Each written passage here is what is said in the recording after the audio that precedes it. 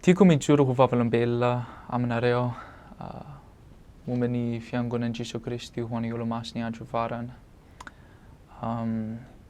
Ny ray aman-dreniko mantsy efa mpikamana amin'ny fiangonana ary noho izany dia izaho teraka tamin'ity fiangonana ity ary nandritry ny fianako rehetra hatrizao dia nianatra momba ny bokin'ny Mormon sy momba Joseph Smith ary tena nisy fotoana rehefa tena nieritreretra momba ny finoako amin'ny fiangonana. Tena ohatra nandritry ny fianako dia nihaino ny fijoroana vavalambelona ny olon-kafa dia zaho ohatra manaiky fotsiny.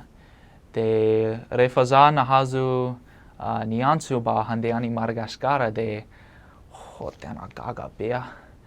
Fa ny antso zany dia taratasy izay miteny fa ho misionera ianao ho an'ny fiangonan'i Jesoa Kristy ho an'ny olo-masiny andro farany.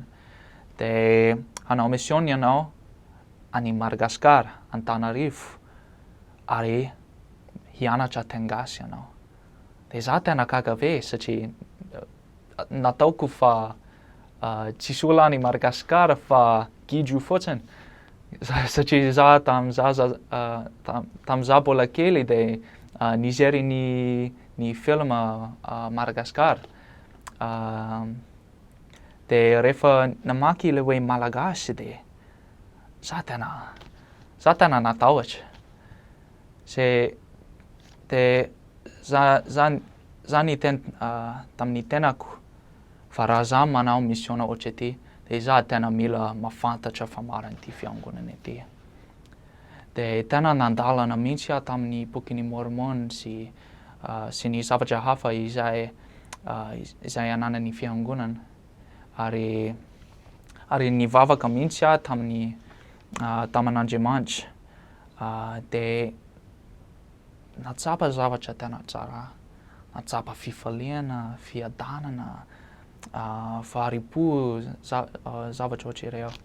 Dia ny fanahy masina zany tena nijoro ho vavalambelona tamin'ny foko fa marina ity fiangonana ity.